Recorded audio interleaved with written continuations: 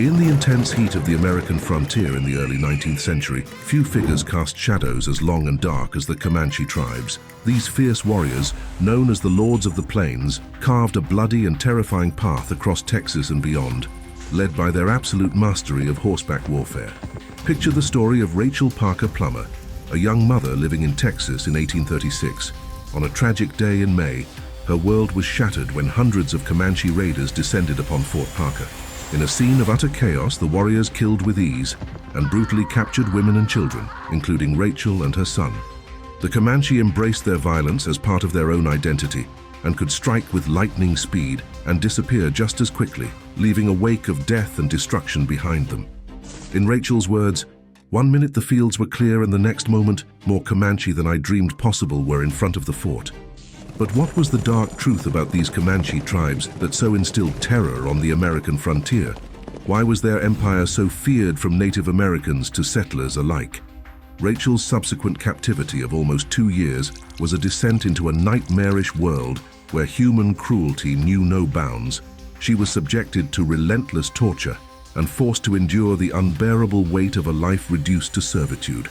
Her account sheds light on the grim practices of her captors, their cruel amusement in the torment of others, and their cold indifference to human suffering. This behavior differed to other Native American cultures, and the Comanche's own expansion for centuries had created nothing short of an empire called Comancheria, created with terror, military mobility, and the suffering of those who previously had called these lands home.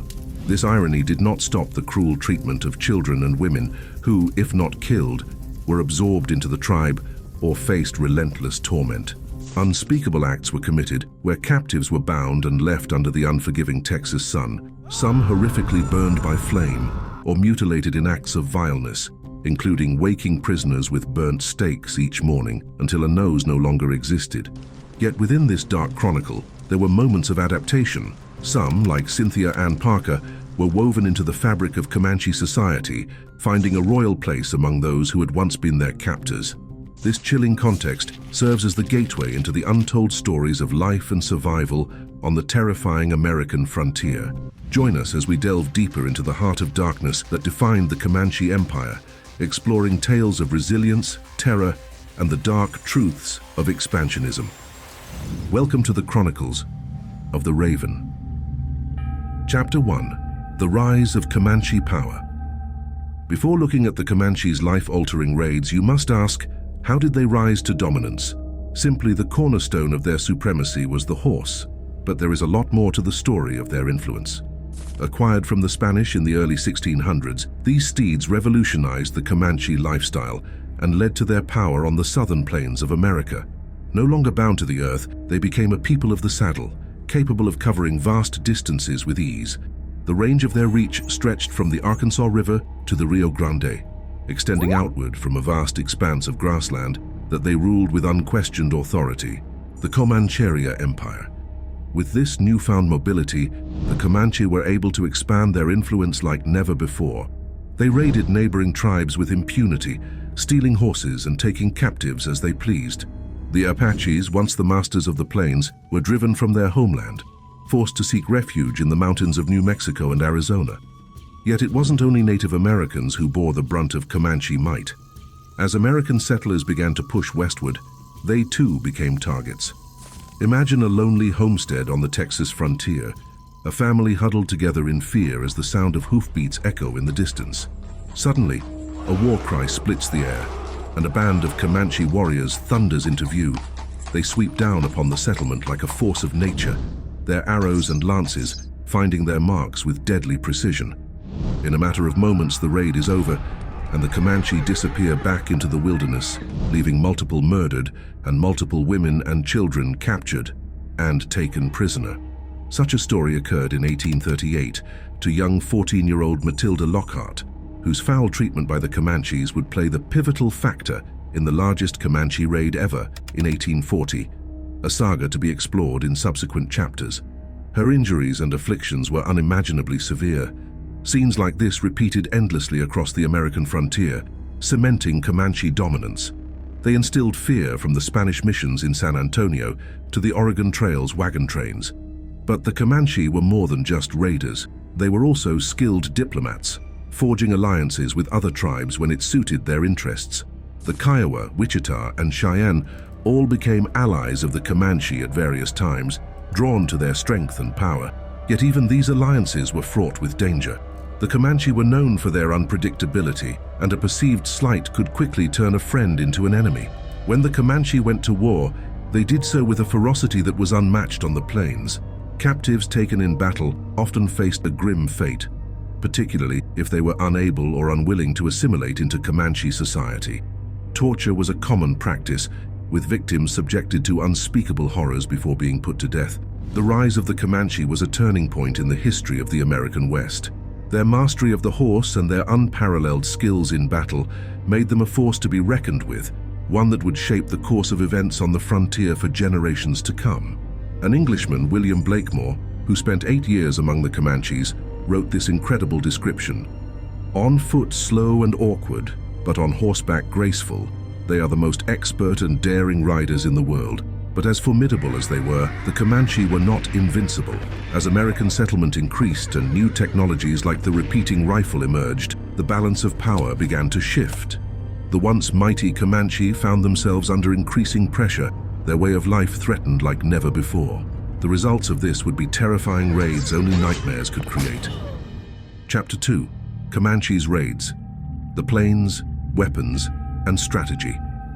It was the Comanches' unrivaled knowledge of the plains that made them such a formidable force. They were familiar with every ravine, every gully, every place where they could lie in wait and spring an ambush on unsuspecting settlers. This deep knowledge of the terrain enabled them to glide swiftly and silently across vast expanses, striking with lethal precision and vanishing without a trace into the wilderness. Picture the story of Mathilda Lockhart, a young girl taken in one of the most notorious Comanche raids in the summer of 1838. A band of warriors descended upon the Lockhart homestead, slipping through the tall grass like spirits, their presence unknown until it was tragically too late. In a matter of moments, they had killed many and taken her captive, along with 3 other children. The raiders moved quickly, covering miles of terrain with ease. They knew every shortcut, every hidden trail that would allow them to evade pursuit. For Mathilda, it must have been a terrifying journey, bouncing on the back of a horse as the plains stretched out in an endless sea of grass. But the Lockhart raid was far from an isolated incident. The Comanche were masters of the surprise attack, striking at the most unexpected times and places. They would often wait until the dark of the moon, when the night was at its blackest, before launching their assaults. These Comanche moons became synonymous with terror on the frontier, as settlers huddled in their cabins, praying that the raiders would pass them by. But surprise was not their only strategy. The Comanche were also strategic geniuses, utilizing the landscape in ways that confounded their enemies. During the Linville raid, they drew the pursuing Texas Rangers into a carefully laid trap, flanking them in a ravine and picking them off with deadly accurate fire. Such tactical use of the environment was a signature of Comanche warfare. They frequently manipulated their adversaries into tactical traps, like narrow gorges or box canyons where escape was futile. At times, they even ignited prairie fires, causing chaos and using the ensuing smoke as a smokescreen for their attacks. It was tactics like these that set the Comanche apart from other tribes. While the Apache were fierce fighters in their own right, they tended to rely more on stealth and ambush. The Sioux were known for their cavalry charges, but they lacked the Comanche's intimate knowledge of the plains. But how exactly did the Comanche pull off these lightning-fast attacks? What were the weapons and tactics they used to such devastating effect? Comanche weapons and warfare techniques. Comanche raids were lightning-fast and deadly, relying on a mix of clever tactics and simple but effective weapons. These weapons were a study in brutal efficiency. Imagine yourself a young Comanche warrior looking to choose the weapon you will use upon the European invaders. A Comanche staple crafted with care from local materials like bois d'arc wood and sinew. In the hands of a skilled warrior, it was accurate and lethal at surprising ranges. Comanche arrows often had detachable points, designed to break off in the wound and cause maximum damage. Next, there is the Comanche's use of the lance that truly set them apart. While other tribes favored the tomahawk or war club, which the Comanche still used, they perfected the art of mounted lance combat. Their lances were long and slender, tipped with razor-sharp points of obsidian or metal. The time required to master this weapon intrigues you as a young warrior. The respect, the potent power. However, as everyone in the tribe knows, the Comanche also made deadly use of horseback warfare. They were expert riders, able to hang off the side of their mounts and shoot arrows from beneath the horse's neck. This made them an infuriatingly difficult target. Raid tactics often involved dividing into small, fast-moving bands. They would approach a settlement from multiple directions, using the terrain to mask their movements. Once in position, they would signal the attack with eerie war cries, designed to strike terror into their victims' hearts. The actual raid was a whirlwind of violence. Warriors would gallop through the streets, letting loose war cries and loosing arrows at anything that moved. They would set fire to buildings, driving panicked settlers out into the open where they could be easily cut down. The name Comanche became synonymous with terror, a byword for the worst sort of atrocities. The settlers of the American frontier quickly learned that they needed to adapt if they wanted to survive the Comanche onslaught. They built forts and blockhouses, sturdy structures of wood and stone that could withstand an attack. They organized themselves into militias, bands of armed men who could respond quickly to a raid. But perhaps the most famous of these countermeasures was the Texas Rangers. Picture these tough, no-nonsense lawmen were specifically tasked with protecting the frontier from Comanche attacks. They were experts in the ways of the plains, able to track a raiding party for miles across the open country. The Rangers fought fire with fire, adopting many of the same tactics that made the Comanche so feared. They learned to ride and shoot like the warriors they sought to defeat, and they weren't afraid to fight dirty when the situation called for it. Envision yourself in Texas, a ranger. In one famous incident, you and a group of rangers tracked a Comanche raiding party to their camp. Rather than attack directly, you waited until night and crept in under the cover of darkness. The other rangers slit the throats of the sleeping warriors, while you stayed the horses for a fast escape. A brutal but effective tactic that sent a clear message. The settlers would no longer be easy prey. The Comanche were a proud people, and they had little interest in giving up their way of life for the sake of peace or losing land to white settlers. Even when treaties were signed, they were often broken within months, as new raiding parties took to the plains. From the Comanche perspective, these settler countermeasures were little more than an annoyance.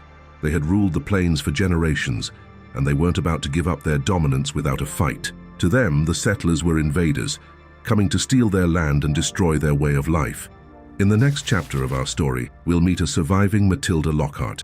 You will learn the true extent of Comanche brutality and the scars it left on the bodies and minds of their victims.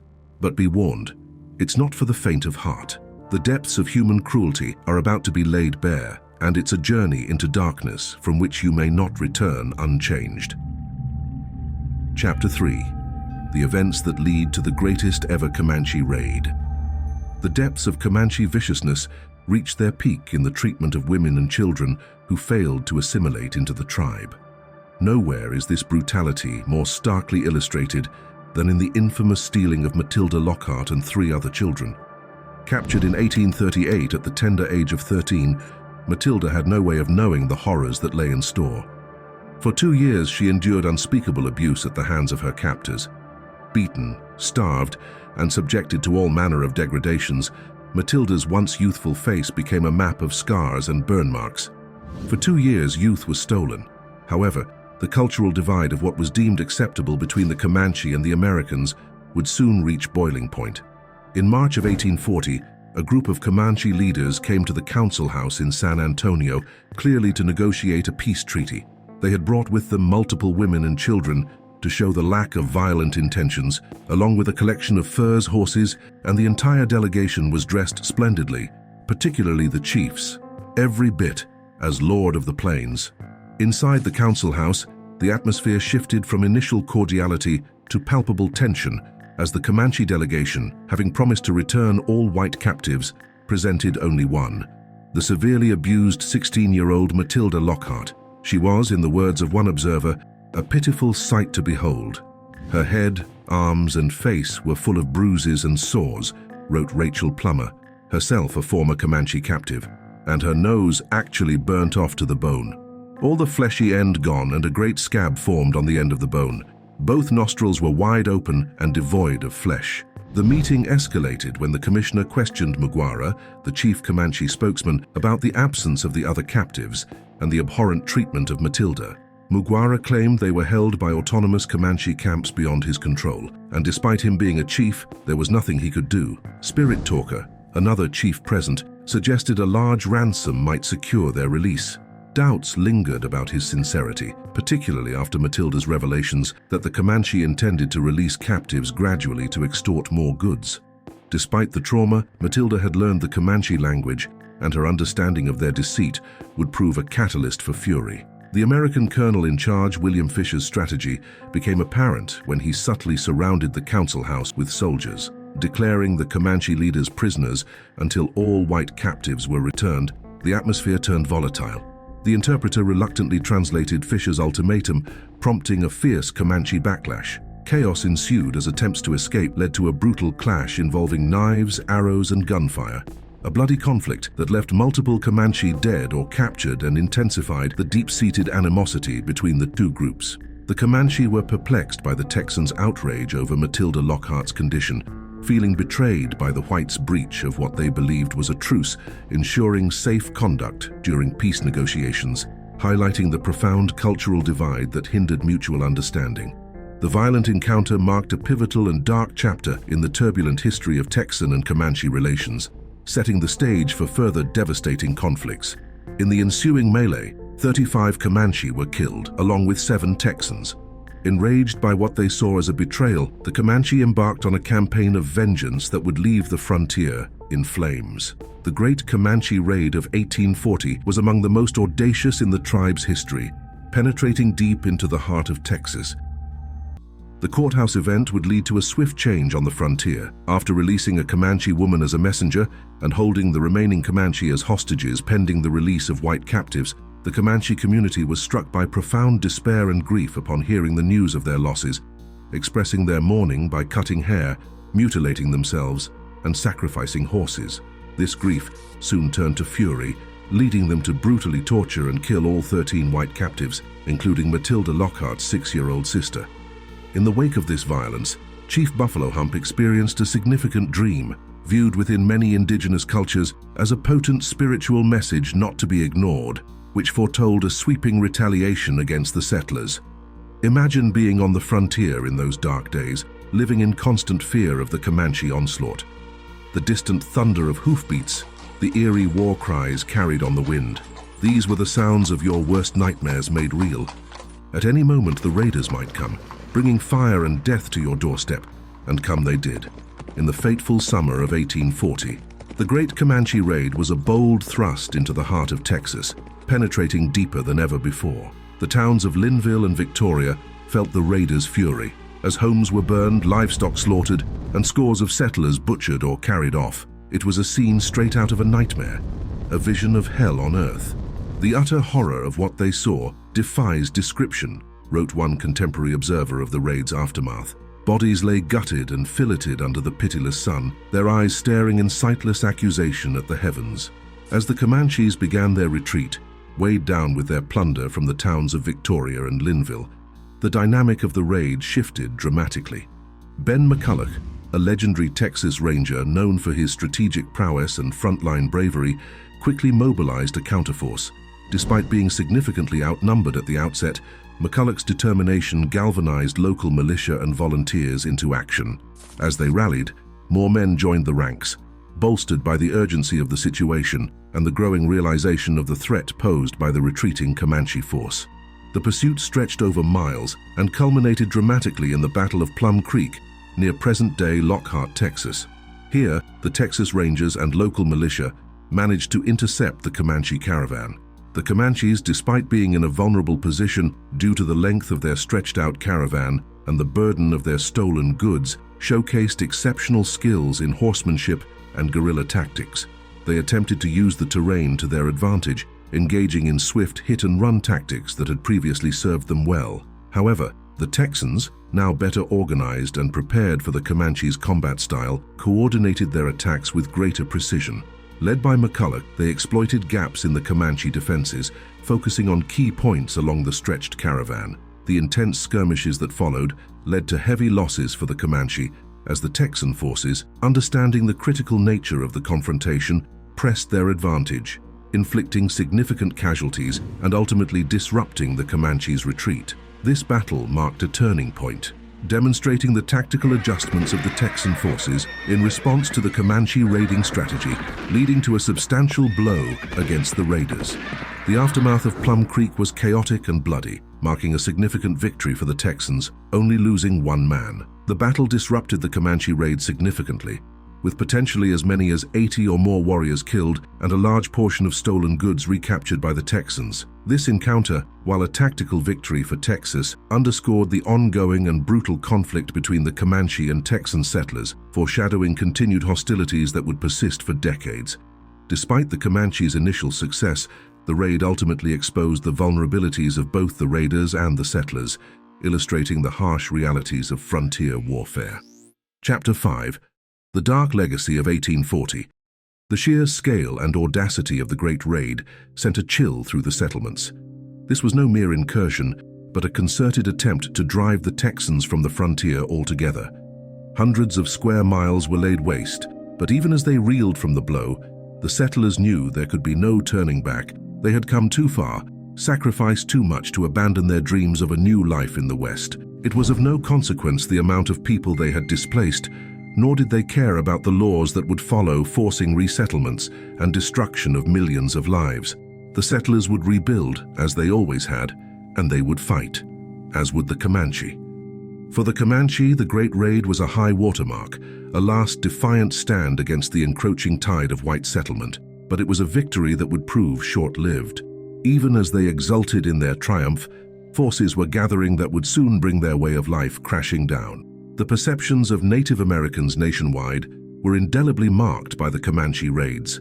Abductions and raids were not new and had been ongoing for decades from many other tribes, but the Comanche were particularly violent. The sheer vileness of their attacks seemed to confirm the worst stereotypes of what they called the savage Indian, fueling calls for harsh repression and removal. Many Americans failed to distinguish between the fierce Comanche and more peaceable tribes, tarring all native peoples with the same brush. The Comanche became the darkest embodiment of settler fears. This was the unspoken dark side of the American frontier, a realm where two worlds collided with tragic consequences. The Comanche fought with the ferocity of a people who knew their very existence was at stake. The settlers pushed back with the relentless single-mindedness of those convinced of their own manifested destiny. Caught in the middle were the countless victims on both sides, their suffering etched into the very landscape of the West. It is, however, important to note that while abduction of children is a heinous act, likewise is the reclamation of those that have assimilated and do not wish to return. Such children as 9-year-old Cynthia Ann Parker, who were taken from their families at a young age and who became a part of the tribe, did not wish to return to the American way of life. She only spoke broken English when she was returned to her family 24 years after marrying a Comanche chief and having 3 children, one of whom we will speak about in the next chapter, a man responsible for the lasting survival of the Comanche. Cynthia was forced to remain with her birth family until she died, refusing to eat and mourning the loss of her daughter and the Comanche way of life. However, during the decade of Cynthia's return to American life, the tide was turning against the lords of the plains, and the effect of her son would be profound. Chapter 6. The Fall of the Comanche. In the years that followed the Battle of Plum Creek, a perfect storm of factors conspired to erode the tribe's once formidable power on the plains. Disease was a constant scourge, with epidemics of smallpox, cholera, and other illnesses ravaging Comanche populations. Having no natural immunity to these European diseases, the Comanche suffered staggering losses, with some estimates suggesting that up to half the entire population may have perished in the span of a few decades. At the same time, the Comanche's main source of sustenance, the vast herds of bison that once thundered across the plains, was rapidly disappearing. Overhunting by both natives and settlers, combined with habitat loss and drought, decimated the once mighty herds. By the 1870s, the bison were all but extinct, leaving the Comanche struggling to adapt to a new way of life. But perhaps the most decisive factor in the Comanche's decline was the relentless pressure of U.S. settlement and military force. In the decades following the Battle of Plum Creek, the U.S. government embarked on a concerted campaign to pacify the Plains tribes and open up the West for settlement. The Comanche, along with their allies the Kiowa and Cheyenne, bore the brunt of this onslaught. In a series of brutal campaigns, U.S. forces under leaders like Colonel Ranald S. Mackenzie and General Philip Sheridan systematically destroyed Comanche villages, slaughtered their horses, and drove the survivors onto reservations. The 1874-75 Red River War was the final nail in the coffin of Comanche independence. After a series of decisive defeats, the last free Comanche bands under leaders like Quanah Parker, the legendary son of Cynthia Ann Parker, reluctantly surrendered and agreed to settle on reservations in Oklahoma. Life on the reservation was a far cry from the freedom and abundance the Comanche had once known. Confined to small plots of land, deprived of their traditional means of subsistence, and subjected to the whims of often corrupt Native America agents, many Comanche sank into poverty and despair. And yet even in defeat, the Comanche showed remarkable resilience and adaptability. Under leaders like Quanah Parker, who embraced ranching and other peacetime pursuits, the Comanche slowly began to rebuild their shattered society. They formed new alliances, both with other tribes and with sympathetic Americans, and fought to preserve their cultural heritage in the face of relentless assimilation pressures. It was a long and painful process, marked by setbacks and injustices at every turn. But through it all, the Comanche endured, their indomitable spirit unbroken by the trials of history. Today, the Comanche Nation remains a proud and vital part of the Northern American story, even in the face of oppression, while also possessing their own dark and violent past in the quest for survival. And so ends this Chronicle of the Raven. Please like and subscribe to uncover more history.